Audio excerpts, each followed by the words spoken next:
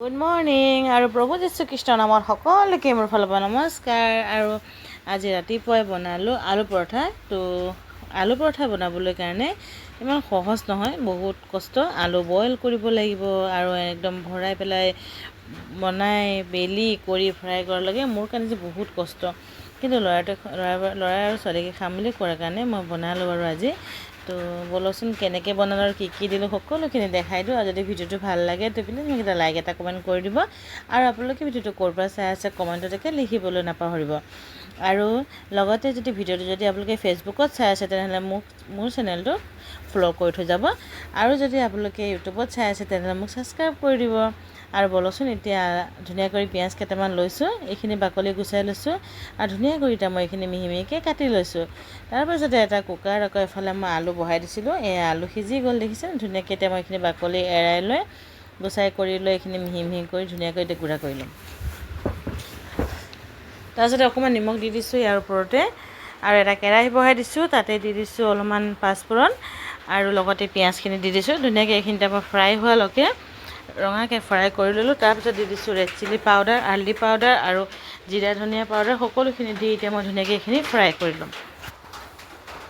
তাৰপিছতে ফ্ৰাই হৈ গ'ল, এতিয়া দি দিলোঁ মই আলুখিনি দি লৈ এতিয়া ধুনীয়াকৈ মই এইখিনি ফ্ৰাই কৰি ল'ম। আৰু এতিয়া আলু ফ্ৰাই হৈ গ'ল। তাৰপিছতে মই আৰু এতিয়া এখন কাঁহীত ওলাই লৈছোঁ ধুনীয়াকৈ। গোটেইখিনি ওলাই লোৱাৰ পাছত মই আকৌ 10 মিনিটৰ আগতে ধুনীয়াকৈ আটা মাৰি কৰি ৰেডি কৰি থৈ দিছিলোঁ। এইখিনি এতিয়া মই ওলাই ল'ম। আটা নহয় ময়দা আছিলে। তাৰপিছতে আৰু লাহে লাহেকৈ সৰু সৰুকৈ এনেকৈ গোল গোলকৈ বনাই পেলাই এতিয়া মই থৈ যাম।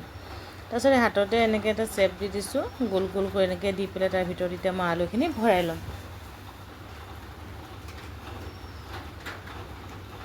আৰু যোনসকলে এইটো অলপমান দিগদাৰ পায় বা এনেকৈ যদি নাজানে তেনেহ'লে মই আৰু এটাও উপায় দি আছোঁ, সেইটোও মই কৈ দিম।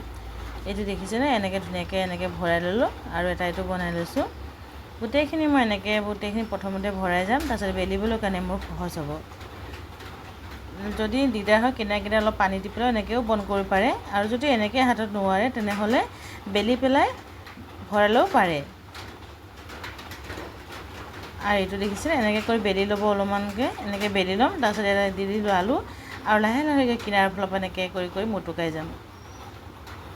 আৰু এনেকৈ লাষ্টত গৈ এনেকৈ গোল এটা বনাই ধুনীয়াকৈ এইটো চেপ আহি গ'ল। যদি নোৱাৰে এনেকৈ হাতত তেনেহ'লে দেখিছে হৈ গ'ল। তাৰপিছত ধুনীয়াকৈ এটা বেলি ল'ম। এয়া গোল গোলকৈ ধুনীয়াকৈ বেলি ল'ম, লাহে লাহে বেলিম যাতে আলুখিনি ওলাই নাযায়। এয়া ধুনীয়া মজাছে ফ্ৰাই হৈ গ'ল। এতিয়া দেখিছে নাই একেবাৰে তাৱাখনত দিয়াৰ লগে লগে ৰুটিটোৰ কালাৰে একদম চেঞ্জিং হৈ গ'ল ন, ইমান ধুনীয়া হৈ গ'ল। চাচোন কালাৰটো বহুত ধুনীয়া দেখিছে, একদম গৰম গৰম ৰুটি। আৰু ঘিউ বা বাটাৰ লগত বনালে আৰু টেষ্টি হ'ব। মই কিন্তু ৰিফাইন অইলহে ইউজ কৰিছোঁ, এনেকুৱা একো দিয়া নাই ঘিউ আৰু বাটাৰ। যদি পাৰে তেনেকৈ দিবলৈ পাৰে। আৰু ধুনীয়াকৈ এটা এটাকৈ এতিয়া মই গোটেইখিনি ফ্ৰাই কৰি ল'লোঁ। আৰু আজি দেখিবও বহুত ধুনীয়া আৰু খাবলৈও বহুত সোৱাদ হৈছিলে। তো সকলোখিনি বস্তু মই ৰেডি কৰি পোৱালিটোৰ কাৰণে টিফিনতো পেকিং কৰি দিলোঁ আৰু আমি সকলোৱে খালোঁ। আৰু আপোনালোকৰ কেনেকুৱা লাগিলে ভিডিঅ'টো চাই, যদি ভাল লাগিছে এটা লাইক এটা কমেণ্ট কৰি দিবলৈ একেবাৰে নাপাহৰিব। আৰু মোৰ চেনেলটো ছাবস্ক্ৰাইব কৰা নাই তো প্লিজ ইউটিউবত ছাবস্ক্ৰাইব কৰি দিব, ৰুমি 62560। আৰু আজিলৈ ইমানতে আহিলোঁ, বাই বাই।